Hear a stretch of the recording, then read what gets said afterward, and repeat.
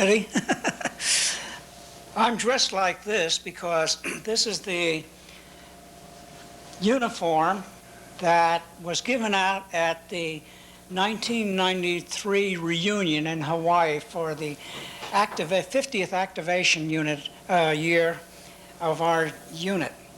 The boys all wore these, and they had a 3-mile parade down the avenue down at Waikiki. So I thought you might like to see what we looked like when we're all dressed up and not in the mud. Don Lee sort of threw a curved ball to me when he first asked me to come speak. And he said, couldn't you talk a little bit about the internment? I said, sure, I can if I do a little homework. And I've sort of wondered which had come first, the activity of the unit or the internment background. I thought I would start out with the internment because they're sort of interrelated with what we did in the Army. Starting off, let me say that I had to do a lot of homework on this because I wasn't exactly sure about some of this background. I'll give you a little historical background, and I don't remember whether all of you remember all of your history. And I'm going to have to read most of this because I didn't know it either. 1780, there was a first U.S. Naturalization Act which limits the right to become naturalized citizens for free white persons. In 1882, there was a Chinese Exclusion Act which suspends immigration of Chinese laborers and bars Chinese from naturalization. In 1908, there was a gentleman's agreement with Japan which restricted passports to immigrants. And then in 1910, there was a California alien law of 1913 which prohibits the aliens ineligible to citizenship to own land and limits leasing of land for a 3-year period. In 1920, the voters in California adopted the alien land law and prohibits the leasing of lands to alien and bars Japanese immigrant parents from acting as guardians of property for the minor citizen children. Similar laws were passed by other states. In 1922, with a case in the U.S. Supreme Court, it rejected naturalization of Japanese immigrants on the ground that Japanese, like all other Asians, could never be assimilated into the white American community. And then in 1923, they amended the California alien land laws of 1920, and that the property and land of a Japanese acquired in violation of the alien land law could be seized by all the government. Then, finally, 1924, there was a Japanese Exclusion Act that stopped all immigrations from Japan and totally excluded aliens from eligibility to become citizens. In other words, my parents and all those who came from Japan were ineligible to become naturalized citizens.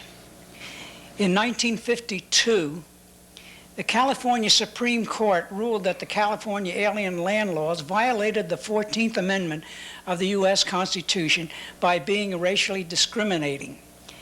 And then that was followed by the McCarran-Walter Act, passed on June 28, 1952, which permitted citizenship of Japanese for the first time.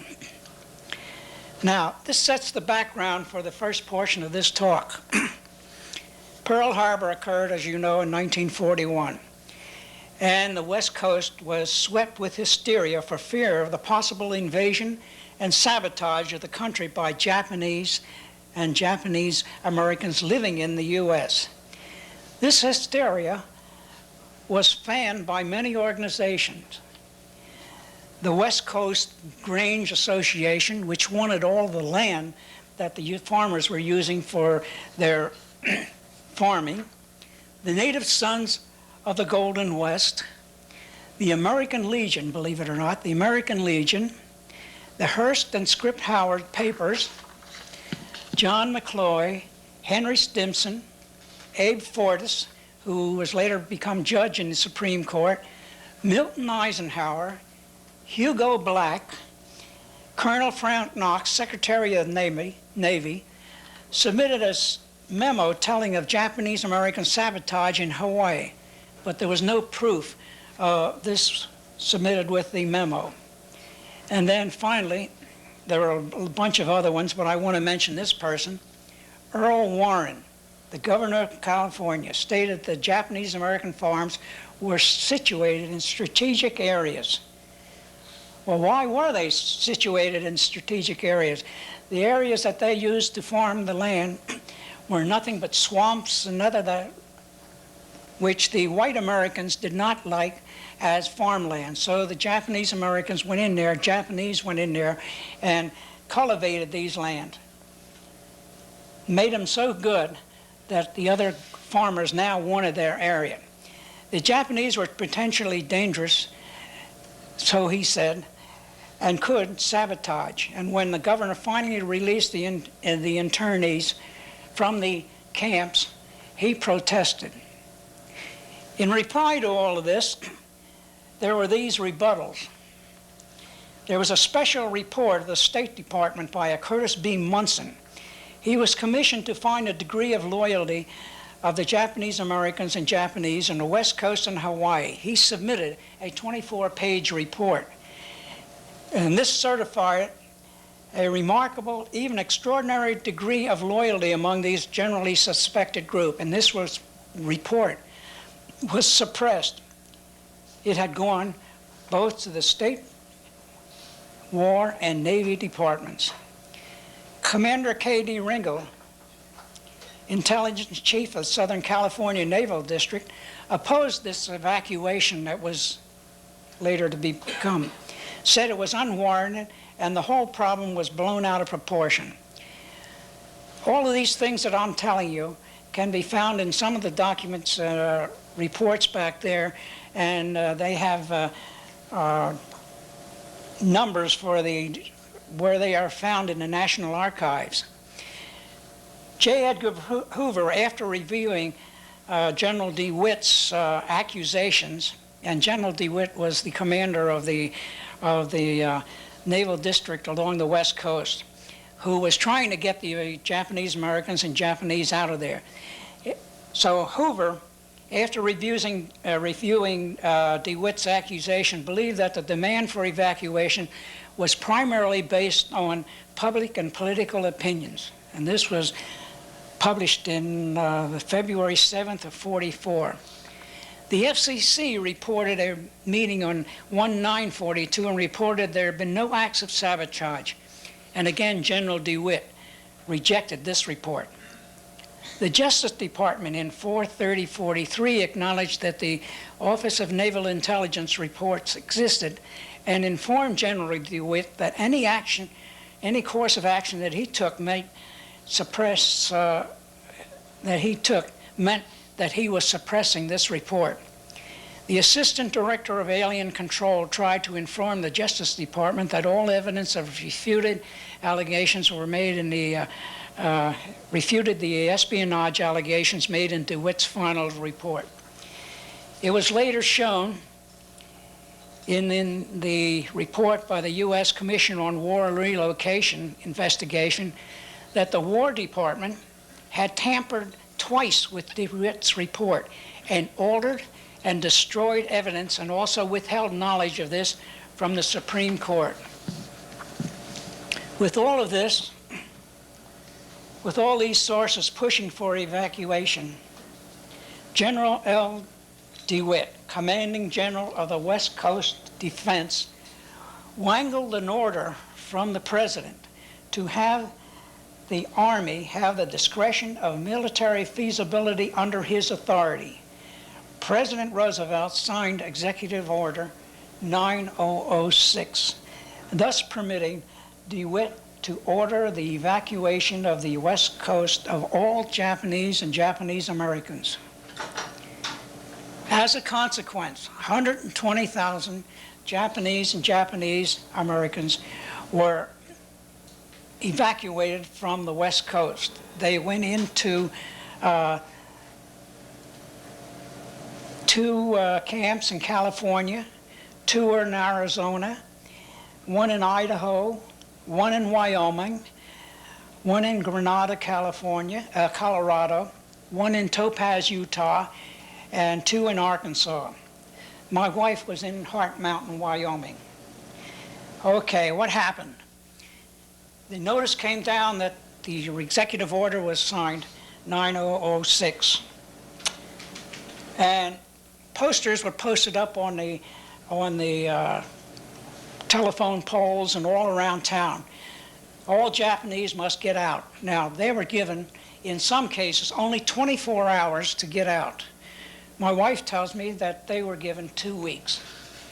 Okay, that meant in 2 weeks you had to get rid of all the stuff that you had, and you were permitted to carry 2 suitcases or 100 pounds of worth of materials per person to wherever you were going. So the West Coast became one big garage sale. All the Japanese and Japanese Americans put out all the things that they had to get rid of, or had to get rid of, and put them out for sale. I was told that one woman received a ridiculous price for some Japanese dishes that some person wanted 5 cents a piece or something like that. She got so mad that she took the thing and just broke it right down on the sidewalk and wouldn't step away. My wife went to Pomona Fairgrounds in California prior to going into the camps. There she stayed for about 3 months while they were making the Heart Mountain, Wyoming camps ready for these evacuees.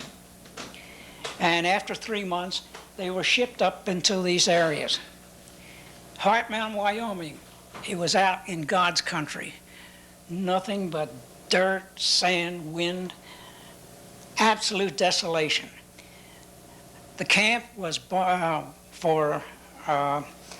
made with barbed wire fences all around the camp, watchtowers with machine guns pointed inward toward the camp. They said that the machine guns, etc., were for the protection of those who were inside the camp.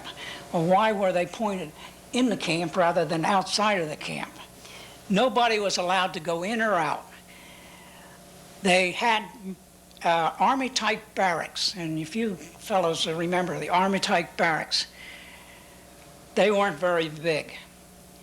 Yane tells me that each barrack was divided into 6 parts. 2 small rooms at each end, 2 medium rooms next, and 2 large rooms in the middle. There was 3 entrances to these things, and they were allocated to people according to the size of their family. The bachelors, of course, got the single rooms, and the others got according to how many were in their family. Mess halls, yes, they were down at the end of the row, down with a community type thing where all the people sat together in benches, etc. There was also latrines down there where you could wash up and do whatever you had to do. My wife tells me that the Japanese women were appalled when they got down there because the women had stalls, but there were no doors on any of them. Finally, a bunch of them got together and made curtains for the doors, as doors for each one of the stalls. Camp life was set up by the occupants themselves. They made their own schools, got their own teachers, got their own hospitals. Doctors set up offices, and Yane was secretary to one of the doctors. Clothing and other types of things which they needed were obtained by ordering it through the Montgomery Ward catalogs. Yes, they were fed all right. They got their meals and so forth, but what a price to pay for it.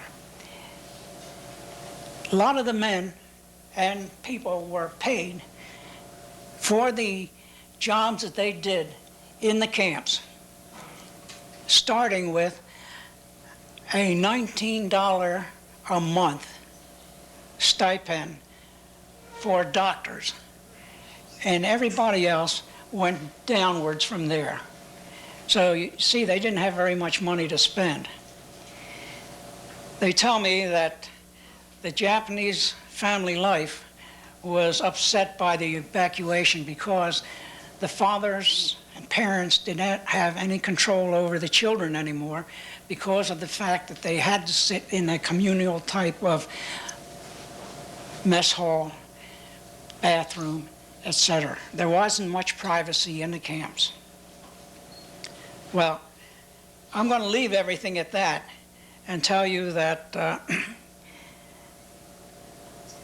I was told by my wife that she left about 1 year after she was in the camp.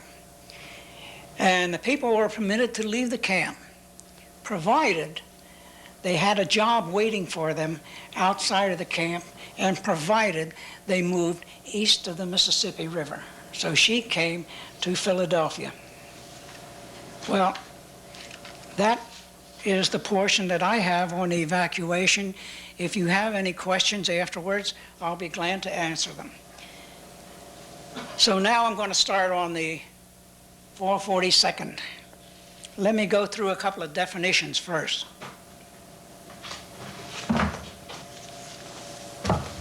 See this phrase, go for broke? It's a common expression used nowadays. This was our regimental motto in 1943. It's an old crapshooter's expression for shoot the works. And that's what we adopted. Shoot the works, go all out. The next thing, 442nd was a regimental combat team. Now most of you Navy guys don't know about this. Some of you Army fellas do. A regimental combat team, to me, represents a mini division. Mini division, about 1/3 of a division. Our outfit was a regimental combat team. One regiment of fighting infantry soldiers, a battalion of field artillery, a service company, a cannon company, and a tank company, medics, and what else? Engineers, and a couple other things. We even had our own band. So we were a very mobile unit. We could be shoved here and there and there. So this is what constitutes a regimental combat team. Okay, 1931, going back, Pearl Harbor occurred. The National Guard unit, 298th and 299th Infantry in Hawaii, had a bunch of Japanese Americans there. And when the Japanese came over and bombed Pearl Harbor, these guys are manning machine guns, manning guns, shooting at the Japanese and even waving, "You dirty Japs!" But after the thing was over for about, I would say, maybe a week or 2 weeks, the Army stripped all the arms off of these guys and segregated them and put them in stockades. They were reorganized in, later in May 2nd of 1942, and they became the 100th Battalion, a provisional overstrength battalion, and sent to the United States to Camp McCoy in Wisconsin. They were going to be used as the experimental unit of fighting Japanese Americans. In the meantime, down in Hawaii, there were a bunch of guys that were ROTC men, and these fellas also were on the guns and so forth during the during that attack. And they were, again, stripped of their status and sent back. Later, they said, we got to do our parts and we want to show the white Americans what we can do. So they were supervised by the U.S. Army Corps of Engineers, and they formed what they call a Varsity Victory Volunteer Unit, a VVV unit. They dug ditches, quarrying rocks, building warehouses and gun emplacements, made roads and barracks. All were accepted as civilian non-combat laborers. They did this for 11 months. Then things changed when they had a visit from one of the Secretaries of State assistants. They were all registered for the draft. Now, you remember in 1942, all of us registered for the draft. You got either a 1A or a 4F. 1A for, okay, you can go in. 4F, you're physically unable to go in. Me and all the rest of the Japanese Americans got a 4C. How many of you know what a 4C is? I don't think anybody raised their hand. A 4C was, these are enemy aliens. And although we had citizenship by birth, we were made enemy aliens. Well, then Roosevelt and a bunch of others met and decided to form an all-Japanese American volunteer combat unit, which was to be used as spearhead infantry units. It said that someone in that meeting said, let them prove in blood that they are worthy to be American citizens. The 100th Battalion was already in combat. They were attached to the 34th Division. Remember, I told you about that outfit that was made from the Regional National Guards. They fought in Salerno, and then they hit the Abbey at Cassino. Well, that's getting a little ahead of my story, so let me go back a little.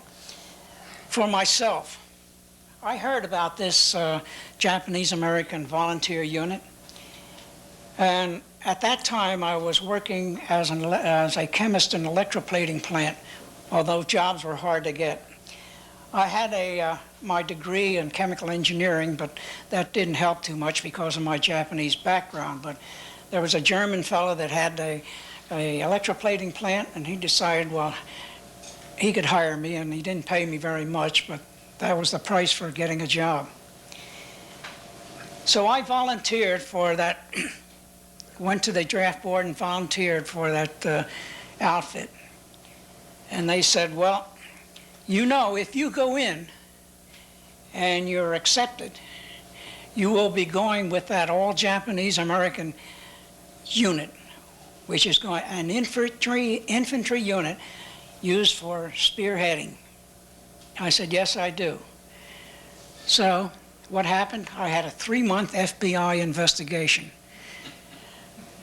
They went through everything that I had ever gone through. My high school, my grammar school here in Abington Township, all the way through my college years. Everybody that knew me, they investigated and said, okay, hey, you're okay, go ahead. So I went in and went into the Army. I went down to Fort Meade for preliminary induction center with one of my friends from Hatboro, who had gone to Hatboro High School, Ed McElhutton.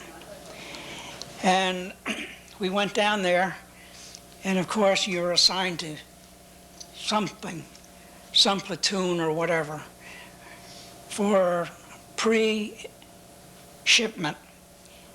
Well, the sergeant that I had didn't like Japanese and didn't like them at all. So I was on KP for 1 week solid. I had dishpan hands, I'll tell you. And I hated that place. So finally they sent me down to Camp Shelby, Mississippi to join the 442nd. The 442nd at that time was made up of Japanese Americans from Hawaii and the West Coast. What a cultural shock that was. Here I was.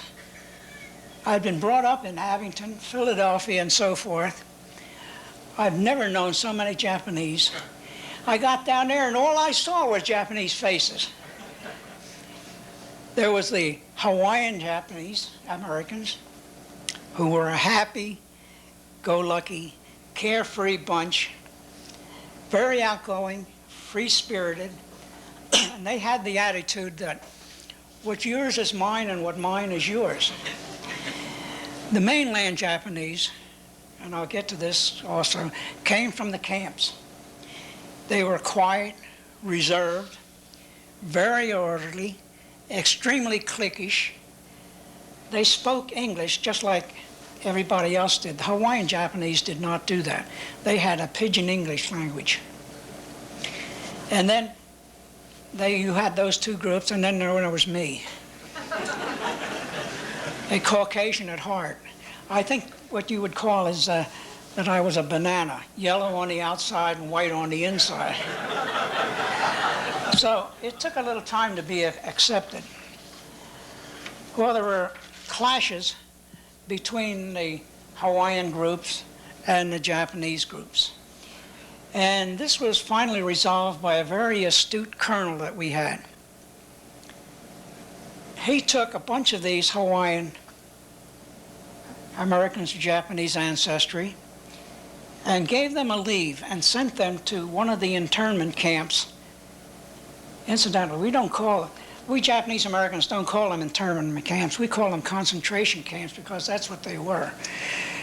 They sent them to the internment camps where the mainlanders had come from. And the Hawaiian boys went over there. They found barbed wire fences, army men with machine guns, with the machine guns pointing toward the camp. And they had to check in through the gates, although they were in uniform.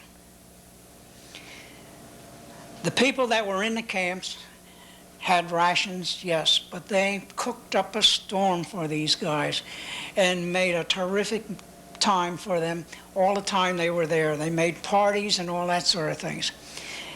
And when the Hawaiian boys found out that this was the atmosphere these guys were coming from, they said, what in the hell are we fighting for anyway?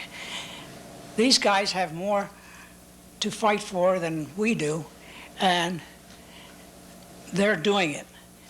Now, the problem when they first started out was that when they asked for volunteers for this Army unit, they asked for 5,000 volunteers, 1,500 from Hawaii, and the rest from the United States mainland. 10,000 guys volunteered in Hawaii. And they had to go to the camps to ask for volunteers. Well, a lot of the camps, they were accepted. But in a lot of other camps, they were not accepted because each one of the men that was supposedly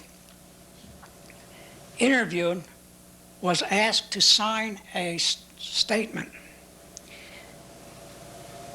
This was a questionnaire that they had to sign when they were volunteering. Number 27, are you willing to serve the armed forces of the United States in combat duty whenever ordered? Well, that wasn't any problem, really. Number 28, will you swear unqualified allegiance to the United States of America and faithfully defend the U.S.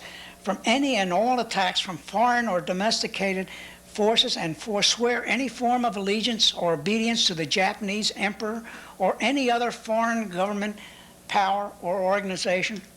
What the heck? These guys were Americans. Why should they have to swear all this stuff? Why were they even in the camps? And without due process of whatever it is. They were in the camps, not by their own free will, but because the government put them there. Now the government's saying, hey, will you go out and fight? So a lot of the guys did not go out and fight. Well, as a consequence, when we started the 442nd down in Camp Shelby, there were about half and half, mainlanders and Hawaiian Japanese Americans. Oh, I got to tell you this. I told you that the Hawaiians spoke Pidgin English. What is Pidgin English? Well, you eliminate all the unnecessary words, like the and whatever. For instance, I was going to go to the movies one time, and I asked one of my buddies, who was a Hawaiian fellow, that was going to go to me. He was playing poker at that time. So I said, hey, Gary, let's go. He said, you go, stay, go, I go, stay, come. I said, what? You go, stay, go, I go, stay, come. What did he mean by that? You go on ahead, and I'm going to come by and by. That was his explanation. Then they had another expression, stay, get. I was in the mess hall with a Hawaiian sergeant. There was a mess sergeant. And the ice man came around and said he was going to give us ice for the mess hall. So he said, do you need any ice? I said, hey, Masa, do you need any ice? He says, stay, get. Well, I got it. I asked him to bring it in. And when Masa came over, he saw the ice on the floor, on top of the ice box and everything else. He said, what's the matter with you? I say stay, get. Well, I later found out that stay, get means I have. You know. There was another time that I couldn't understand this either. You have the word thingamajig, okay? Quite often a fellow would say, hey, you stay, get that kind. That kind mean thingamajig. You stay, get that kind. And I don't know how they interpreted it, but every time the guy that was being asked the question would come up with that kind, whether it was a lighter or a cigarette or a drink or whatever. But they always came up with the right thing. So I could never understand that. These guys could really talk English. They were very good at English if you saw how they wrote their letters home. But they always felt that if you spoke like this to one another, you were being a sissy or being very effective. So they would not speak English the way we speak English. We weren't very liked by the other GIs down at the camp because as far as they were concerned, we were still Japanese. We had to practically fight our way out of the camps and on leaves, and even up to the PXs in the camps. And when we got into town, we weren't accepted by the USOs down there. Oh yes, we could go in, but the girls wouldn't dance with us, and we had a hard time getting whatever we wanted to. So there was a very kindly Mississippi rancher down there who saw all this happening, and he felt sorry for us. So he formed a USO just for the Japanese Americans. He went down to the camps, the concentration camps, and brought some of these girls up to man these USOs for us. We had other little problem too. You know, down south they're integrated so that you have the blacks and the whites and so forth. So you get in the bus and the blacks have to go to the back. The whites sit up front. So our guys, they get in the bus, they go wherever they want. They went in the back. Hey, you, come on up here. That's for the white.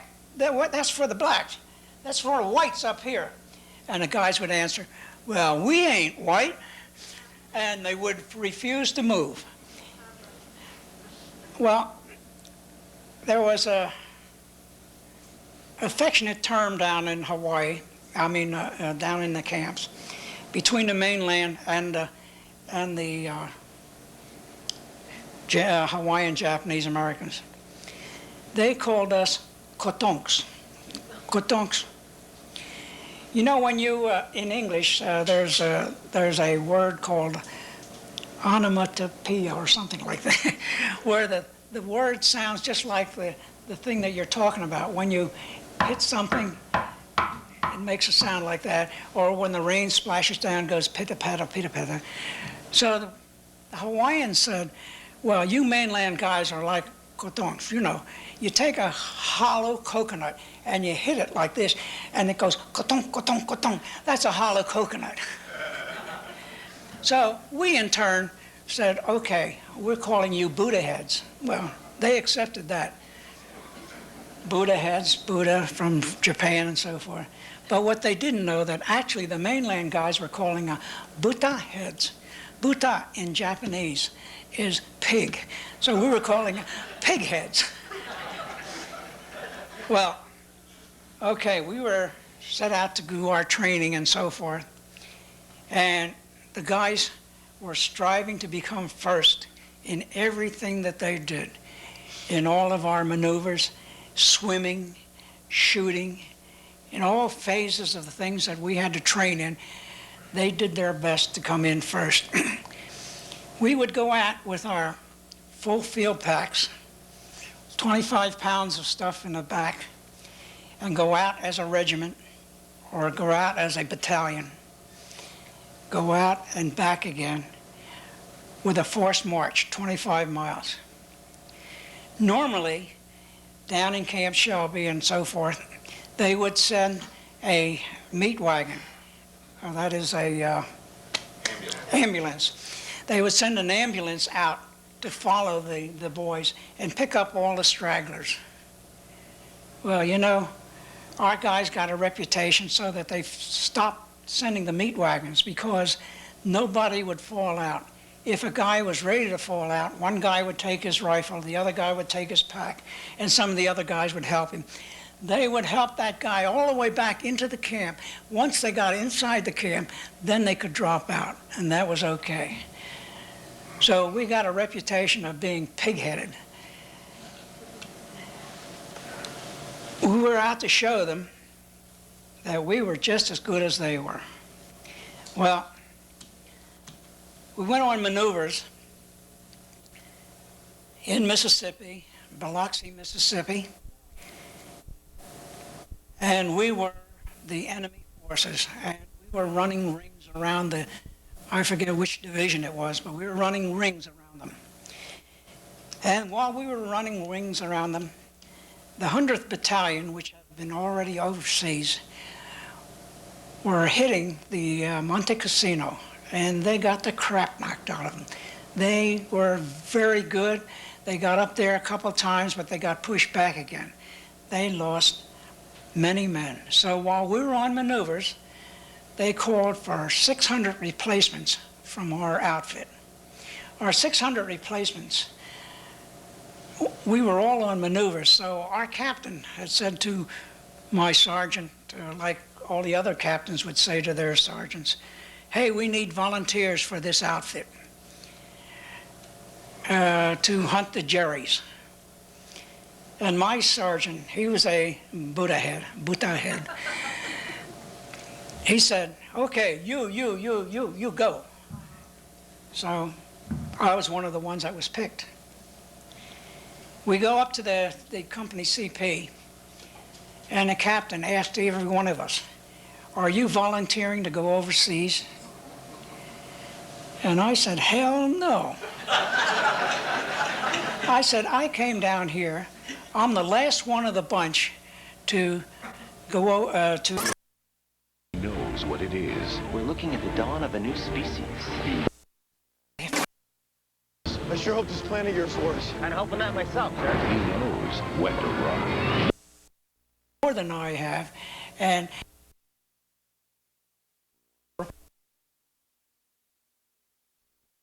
now. And he said, okay, if we get another volunteer to go over to take your place, that'll be fine. Well, my sergeant heard about this, and he apologized all over the creation. He said, I thought we were talking about the maneuvers. He said, I didn't know you were supposed to go overseas. I said, oh, forget about it. Well, the 100th Battalion, as you know, was the all-Hawaiian boys that went over.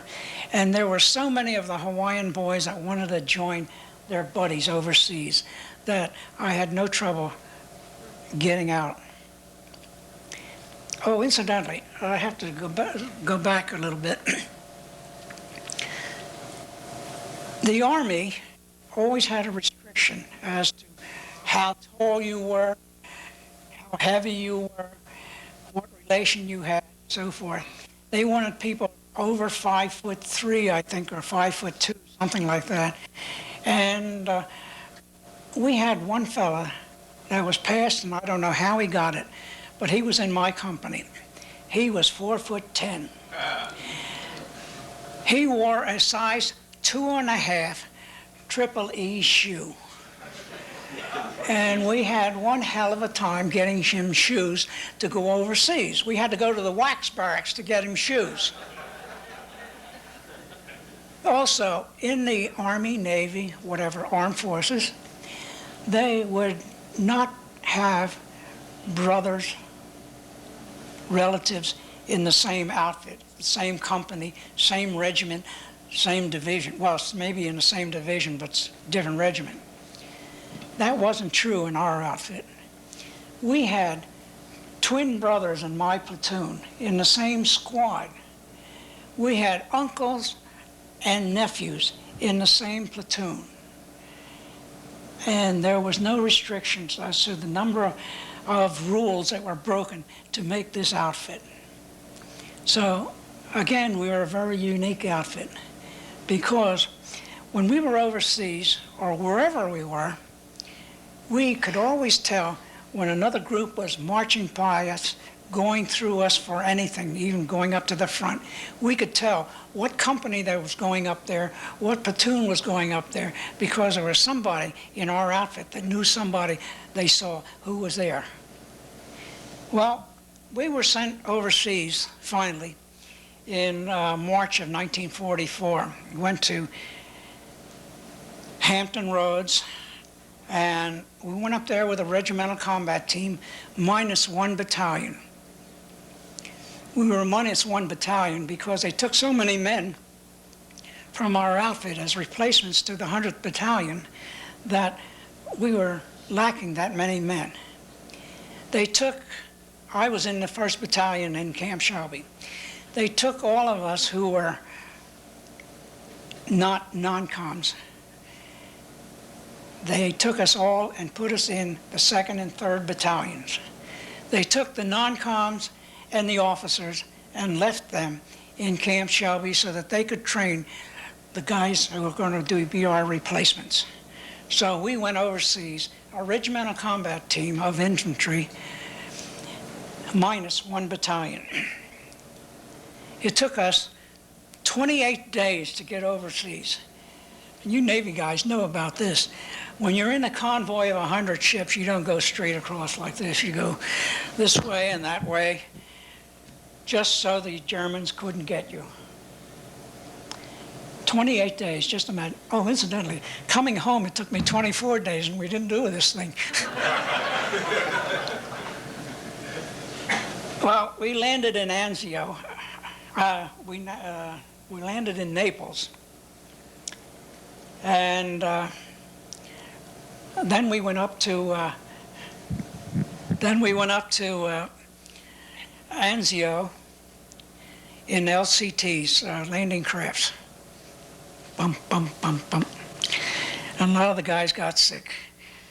Oh, they used to laugh at me because the Hawaiian boys said, hey, there's a mainland guy that called me Pennsylvania Kotonk. Hey, there's a Pennsylvania Kotonk that never saw the ocean. And they would laugh at me. But I had the last laugh because I was the only one in my outfit, in my company, that had all the meals all the way across. The other guys were hanging in the latrines and over the fence, over the sides, throwing up. And that was an awful thing, too. You Navy guys had a great time living in quarters. We were in these stacked up barracks all the way through. The latrines were always overflooded, and the urine and stuff was washing all over, and you could smell the thing from high heaven. Anyway, okay, so we got overseas, went up to Anzio. The 100th Battalion joined us at that time, and because they had such a terrific record at the Monte Cassino and with the 34th Division, they were allowed to retain their identity. So the unit became known as the 100th 442nd Regimental Combat Team. Well, so we became, therefore, part of the 34th Division. We went into combat just about the time of the Anzio breakthrough. For you Navy fellas and non-Army fellas, the Army has a triangular syndrome of some sort.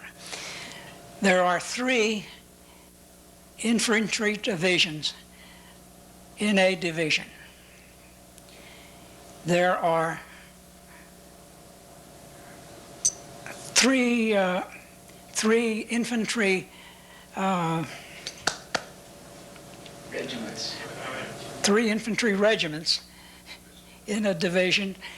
There are 3 infantry foot soldiers per regiment, per battalion.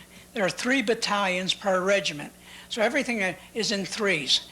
3 squads per platoon, 3 platoons per company. So when you go up to the front, we are always in a triangular formation. 2 regiments up, or 2 divisions up, 1 division back. And when I say back, you're not very back very far, but 2 regiments, 2 divisions up, 1 regiment back. In a division, 2 regiments up, 1 regiment back.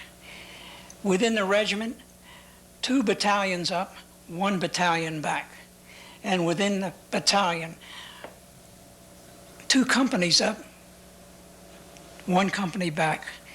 And in a company, 2 platoons up, 1 platoon back. So you're always in what they call reserve of some sort. They keep rotating these things. And it's very hard for a guy like me. I'm not a naughty Murphy, see? So I'm just a plain ordinary foot soldier, so it's kind of hard to know what is going on all the time because you're constantly being rotated. You don't know whether you're up there or back there or reserve platoon, reserve squad. Anyway, you get the idea. We just kept rotating all around. Well, anyway, they had the Anzio breakthrough, and the 2nd and 3rd Battalion of the 442nd, which was us, were sent into the line. Now, this was a first encounter for us, and somehow the officers and the men and so forth got all screwed up. And the Germans were giving us a rough time up there. And General Ryder from the 34th Division found that, hey, we weren't making any headway. So he came up and he was raising neck. Well, it so happened that from my point of view, I thought we were completely surrounded by Germans. And the other companies also felt that same way. And evidently the Germans felt they were completely surrounded too. So then in the middle of the night, they took off in between the 2 battalions. And for some reason or other, the colonel for the 100th Battalion used his head, and he did an end around. He took the reserve battalion and went around and met them as they were coming out the front. Man, did he say they had a turkey shoot. They had so many guys that were killed, 178 Germans that were killed, and I think 70 prisoners. They took all the tanks, guns, and everything else they had. They were awarded a presidential citation for this action. Well, we learned our lesson. We had to learn from the 100th Battalion. My company, my squad, lost one of the first men in that action. We found him the next day, or rather our chaplain found him the next day. He was in the rear someplace, and they found that his pattern of bullets was like a bullseye right smack through the center, which meant that he was caught prisoner and he was taken and shot. Well, as I say, we went ahead to the Rome breakthrough, and the 100th Battalion was leading the way. And it's reported in a lot of the reports that the generals over there decided that they wanted a white outfit going through Rome so that they could see that the Americans were coming through. So they pulled the 100th back and let a white outfit go through. We rode through that Rome in trucks later on that evening, way after everybody else was through. So we fought from there on up, all the way up to Florence, Italy. The first time I saw the Leaning Tower of Pisa was when we were on a patrol. Now, if this is the Leaning Tower of Pisa, there are irrigation canals along perpendicular to it. Our patrol, we would go up to one of these irrigation canals. Half of us would strip, swim across the canals, get dressed, while the other fellows were ready to fight if they had to fight. And then they would strip and come over. And we leapfrogged all the way up like that. We didn't get into Pisa, but that's when I saw the Leaning Tower of Pisa. When we were up toward Florence, Italy, we were supposed to have been in the reserve.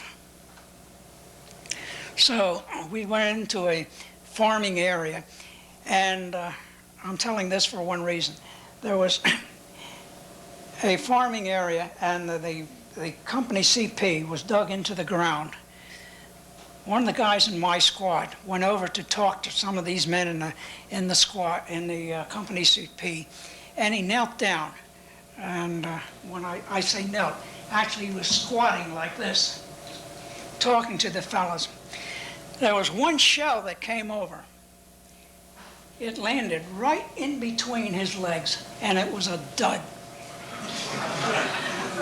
He came back to us.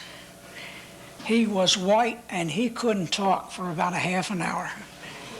I wouldn't either. Anyway, that was one of the things that I remember about that area there. I, for some reason or other, had a chance to get a bicycle at that time. And I took the bicycle and I started riding around in Florence, Italy.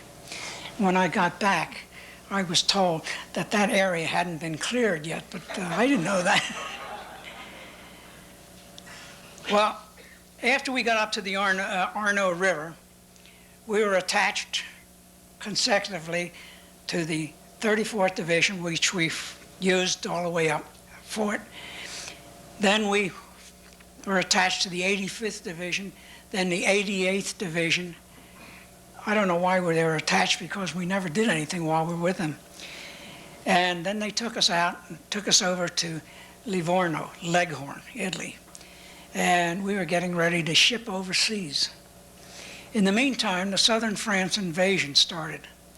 So they took our anti-tank company and made them glider troops, and they went in as glider troops over on the southern France invasion. We went over on boats. They took us over, we landed in Marseille, and naturally, the Army doesn't move very fast, so we had to stay there for a little while.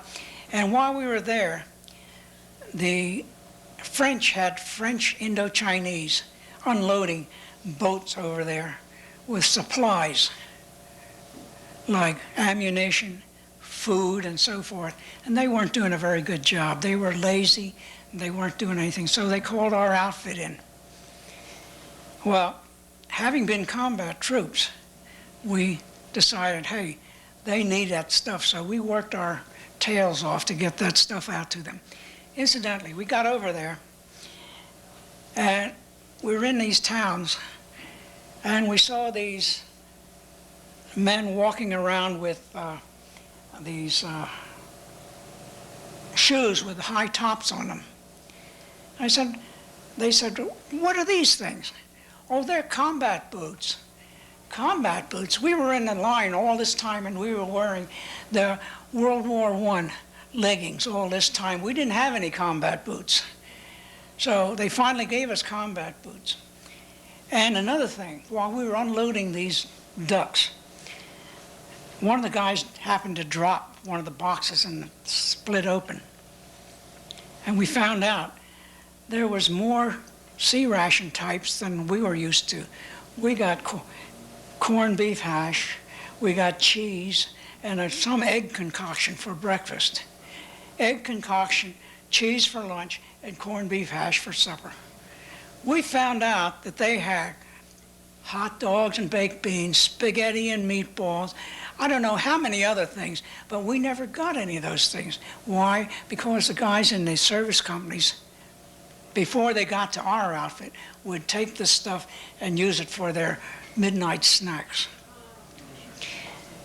Well, from southern France, they shipped us up to the central France, up east of Paris.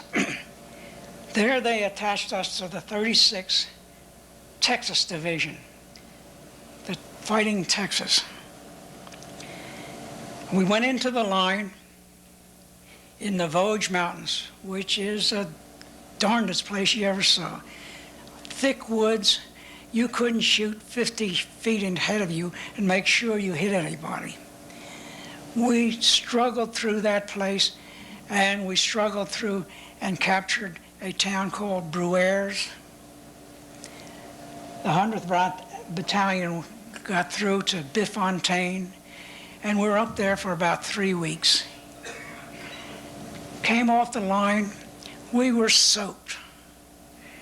We hadn't had a bath for 3 weeks, had very little to eat, really, except for the K rations and C rations, as a lot of you may know. And we got settled down in reserves, supposedly. I had my first bath and first hot meal, sank back and started writing a letter, dear Mom or dear somebody, I forget who it was. Sergeant comes in, okay, saddle up, we're going up again. What happened? The 36th Division, the 141st Infantry had lost one of their battalions, companies behind the German lines, or battalions really. And they couldn't get them out. The other 2 battalions went up to get them, they couldn't get them out. So they said, well, okay, here's a Japanese outfit, they're supposed to be the spearheads, go on after them. So we went up. In the middle of the night, we went up, holding on to the guy in front of us because we hadn't any lights or anything else, so that we could follow the guy in front of us and go up into the mountains. Same mountains, raining like the dickens. Every time you dug a hole, water would come up from the bottom. Your feet were soaked, your clothing was soaked, everything. What we feared most at that time when we were going up there was the artillery. The artillery didn't come down and hit you. They hit the top of the trees up there, and then the thing would spray down, the shrapnel would spray down like this. So when you dug a foxhole or a slit trench, you would have to dig it almost L-shaped, down like this and over like this so that you could slide in. Or if you were able to, bring a lot of logs and things and put them on the top so that you could get sheltered from that. Some of the times you couldn't do that. A couple of the times the boys had a tree burst, come down, knock off the top of the trees, and that log would come down. A couple of them got speared that way.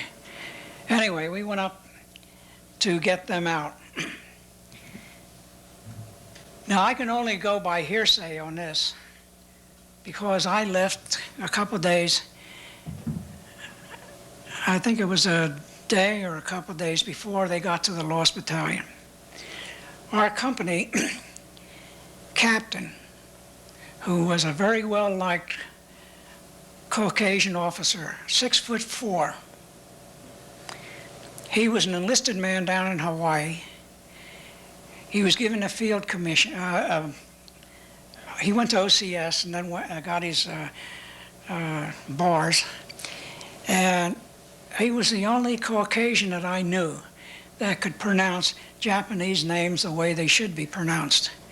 In fact, I went over there one time, I guess it was the second day I was in Camp Shelby Company I instead of Company B. I just met him, and the day after that, he called me by my full name and said hello to me. Now, there's not many guys that can remember Japanese faces with Japanese. I can't even do that myself. Anyway, our captain got killed, and the boys got mad, and another fellow from another company got killed, a sergeant who was very well liked. And that outfit, that company also got mad, so the whole bunch of them staged what we call a banzai charge. Incidentally, this story about the Lost Battalion was made into a movie in 1950s or so with Van Johnson. It's called Go for Broke. And some of you fellas that may have seen the History Channel may have seen some of this movie come through. Well, in that movie, Van Johnson is rescued by the Japanese American, and then they go charging up this hill, shouting, "Go for broke." Well, that's not true, because our guys were going up that hill charging, "Banzai, banzai," and they were going after the Germans. After they had rescued the Lost Battalion, they were ordered to push through, and they pushed through for another week or so,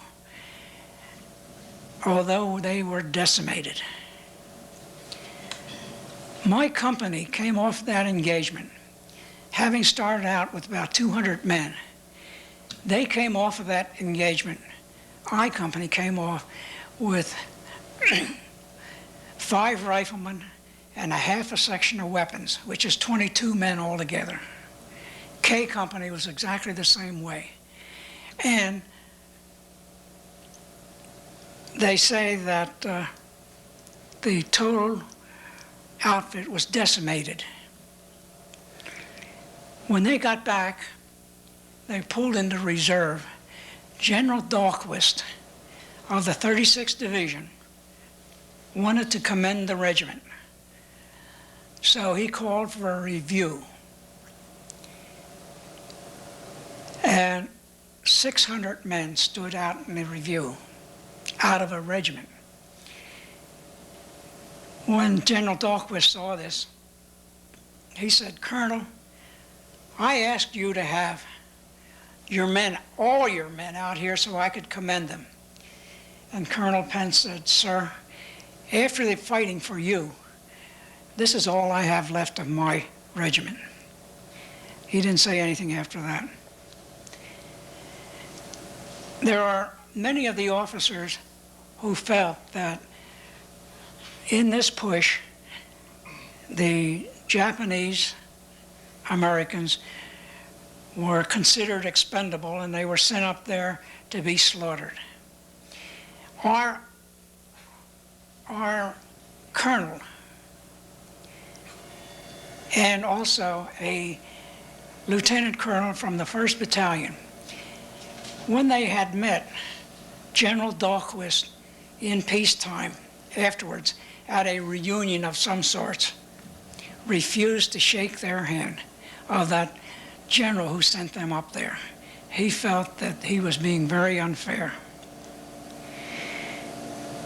Since we were down to about 600 men, less than 600 men, oh, I forgot to tell you that we, in my company, had no officers left, no non-commissioned officers left at that time. A mail clerk who had been combat-wise had gone up there to deliver something or other and found out there was no commissioned officers, and he took command of the company and he went off from there. We were sent down to southern France between the French-Italian border, and we were actually the only combat troops down there. If the Germans had known that, they could have come right straight through from across the way in Italy and swept right through to the Atlantic Ocean, but they didn't know that. We went over there. They took the companies, the battalions, etc., and put them on mountains. Mountain peak here, etc. We had to carry all of our provisions up there on our backs. When we got up to the position we were supposed to be in, we sent a patrol back to get all the equipment. Our company, Company I, had a company CP, command post, on the last fort in the Maginot Line. We were out looking out toward the ocean. That was a company CP. I was up in the mountain. I remember that mountain area very well because I was told to go up there. You go up there, you're on guard duty tonight. So I went up guard duty.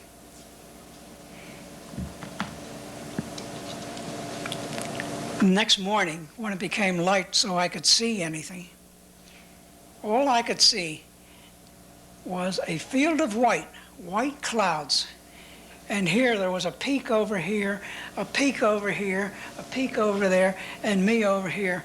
I said, what in the hell am I doing up here? I can't see a thing. So I called them down and I said, hey, I can't see a thing. They said, come on down. It was the most beautiful sight you ever want to see, though. We were down in the southern France area because we were waiting for replacements to replenish our outfit. Why? We were Japanese Americans. We could only have Japanese Americans in that outfit. So we had to wait until the guys got back from the hospitals or replacements from overseas. We couldn't take anybody else, so we waited until they were through. Incidentally, there was one incident which occurred while we were down there. And it's the first time that an infantry outfit captured a submarine. One of the guys down who's on guard duty, lookout, saw a submarine floundering around on the shore down by Nice. So he called the CP, and the CP sent a bunch of guys down there, and they found out that the submarine was inactivated, couldn't get started and so forth, and the guy was trying to get out. So they captured the German, and they captured the submarine, and they called the Navy up and told them to come up and get the guys, the Navy, and so forth.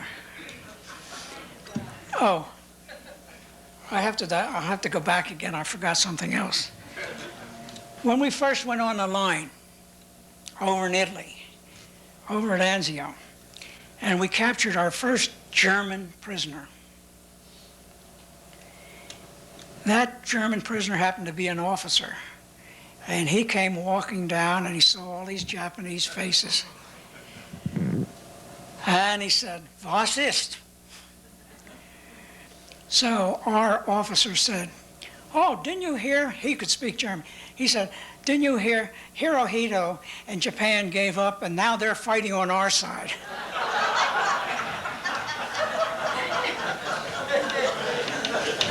Well, there was we were sent over to Italy to help with the spring offensive. This was supposed to be the offensive which to break the German lines up through Italy. And they took us back to Italy secretly because the Germans didn't like us one bit. They called us the little brown devils. And every time they heard that we were going on a line, they would double their forces that were at that particular place. So they took us back to Italy in the dead of night. We went back to on the line. They took us up to a place. We had left the Italian front, and they had gone only another 5 miles since we left them the winter before. And these were a bunch of divisions that were pushing up through Italy. So they called us up and they took us and said, "We're starting our spring offensive. You're supposed to be a diversionary force. We've got the 5th Army on your right and also the British 8th Army on your right going up the middle." Well, they took us up, my company and my battalion went up into a little town called Nanzano at the foot of Mount Folgorito. Mount Folgorito is about 3,000 foot. Looking for a great movie? How about a concert or a boxing or wrestling match? What's hot on pay-per-view? Only on your cable system.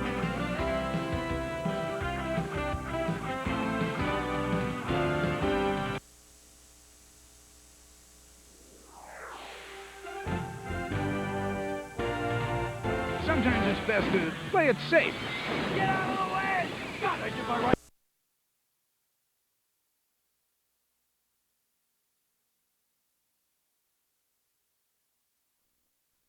Top of the mountain.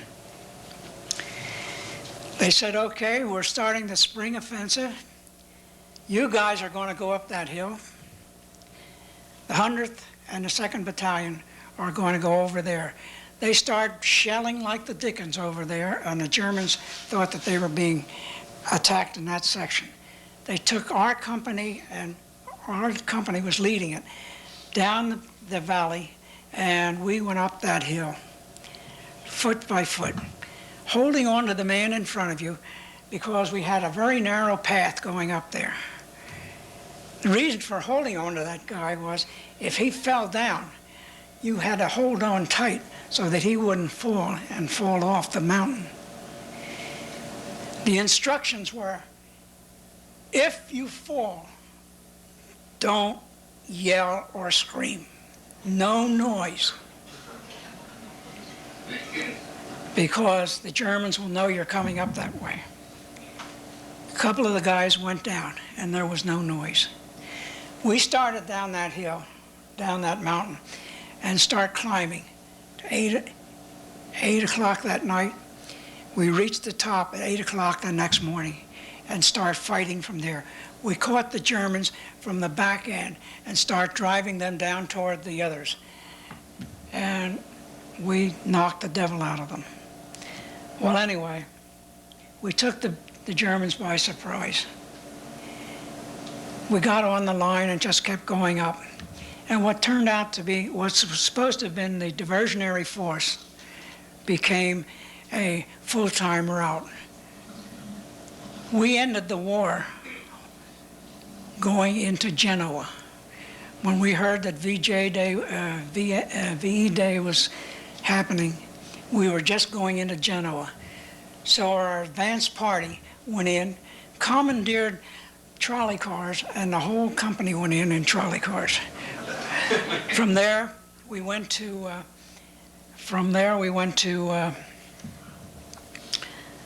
Brescia, guarding German prisoners, and then from there on, we finished the war. We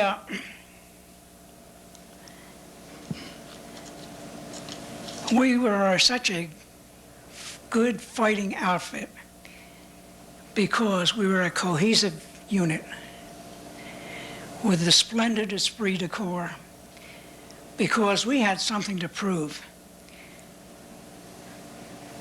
Our fathers, in fact, Danny Norway's father, when asked, "What should I do, Dad?" His dad said, "Fight well, my son, and don't bring shame to the family name." And this is what most of the fellas had come with. Don't bring shame to the family name. And this is why we fought the way we did. We didn't do it because rah, rah, rah, the red, white, and blue. This is our flag. We did it because we wanted to prove that we were just as good as the other Americans. Well, I have a little clip here. This was a report from Major General Alfred M. Gunther, who was the Chief of Staff of the 15th Army Group. On June the 14th, he said, and this was a memo that he had written, he said, June of 1944, every division in the 5th Army insisted that the 442nd be assigned to them.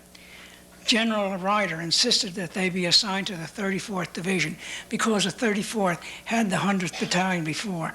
So he was given the 442nd. August 1944, there was a general appeal to the Joint Chiefs of Staff.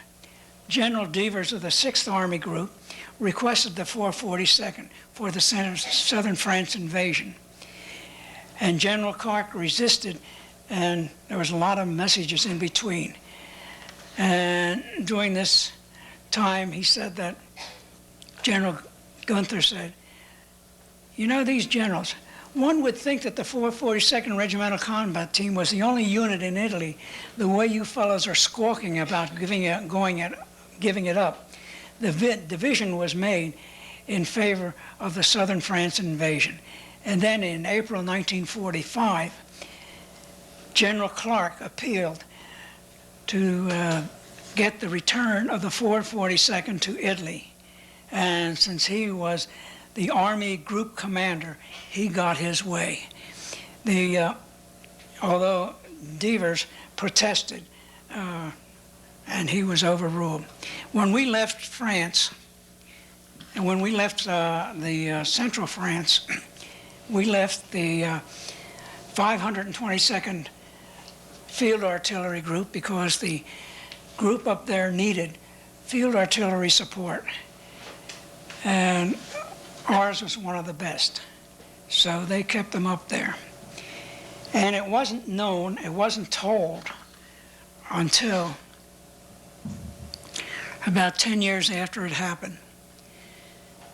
The 522 Field Artillery, part of the 442nd, was one of the first troops to liberate Dachau. They knocked the locks off the Dachau gates and tried to feed and give things to the inmates. But this wasn't made known because they were doing it against the Army rules. I'm going to close by telling you that in every time that we got a report, they said that the 442nd Regimental Combat Team, 100th Battalion, was one of the most decorated military units for its size and length of service. We had 1 Medal of Honor, 52 Distinguished Service Crosses, 1 Distinguished Service Medals, 12 Oak Leaf Clusters to the Silver Star, 576 Silver Stars, 22 Legion of Merit, 38 plus Oak Leaf Clusters to the Bronze Star, 810 Bronze Stars, 1 Air Medal, 500 plus Oak Leaf Clusters to the Purple Heart, 4,200 plus Purple Hearts, 36 Army Commendations, 87 Division Commendations, 12 Croix de Guerre, 2 palms to the Croix de Guerre, 2 Croce di Merito di Guerra from Italy, and 2 Medaglia di Bronzo of Valor Militare from Italy, 7 Presidential Unit citations, and 2 Meritorious Unit plaques. I said plus on both the Bronze Stars, clusters, and Purple Hearts. The number of Bronze Stars and clusters may be as high as 3,000. And the Purple Hearts and clusters may be as high as but 5,000. But this could not be verified due to poor paper record keeping, personnel rotation, medical discharges, etc. And these are the figures that are cited in many of the Army documents that we have had. I might add that right now there is a movement that the Distinguished Service Crosses and Silver Star medals commendations are being reviewed because the Army feels that at the time these were given out, there were a lot of them which were downgraded because of the fact that we were Japanese Americans. Thank you.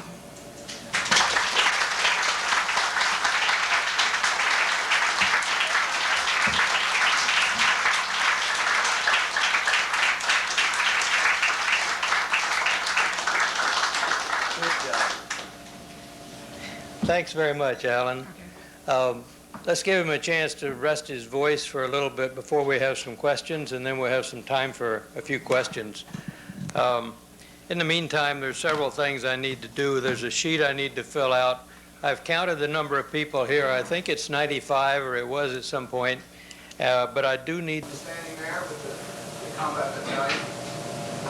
I may have met him before, but he may not have recognized me. He may have met you. Way back from Europe, even France, I was on the train, and an officer came to me. I was a non-commissioned officer, but he asked me to come outside and fall out when the train stopped. When the train stopped, I went outside with this officer, and he handed me a big sheet, and the 442nd come out of the train and lined up. And he said, I want you to call roll. So I called it 442nd. Attention. And I started to read the name. The first name I read was about 5 syllables. And everything got quiet. And then I called another name. And then I heard from the back of the group, hell, he could pronounce all the names. So then I called out the first name again. He was the guy that opened his mouth, and he says, he not only could read our names, but he could tell us apart. After roll call, we all got back and left. Did you have a question on that, or that's just an observation? It wasn't a question, but I just thought maybe if he had been there, maybe he remembered it. Okay. There's another question here, was there? Okay. Could Alan tell us how he got the Purple Heart and the open clusters and his other citations, how he actually got those various awards? How did you get your awards? I prefer not to. He'd prefer not to. That's some of the gory details. What does bonsai mean? I think bonsai means long live the emperor. Is that right, Yoni? Something similar to that. Yeah. Yeah. When Alan wished to introduce his wife, Hey, Al, I'm hard of hearing, what? remember? would Alan like to introduce his wife? Oh, this is my wife, Yone.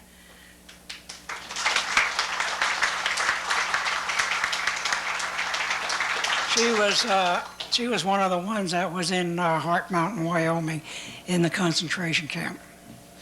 And I met her after she relocated to Philadelphia.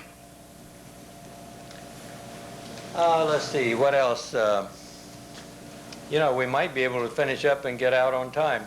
I was going to tell you, oh, I know, I've got a 2-minute strip that I'd like to be able to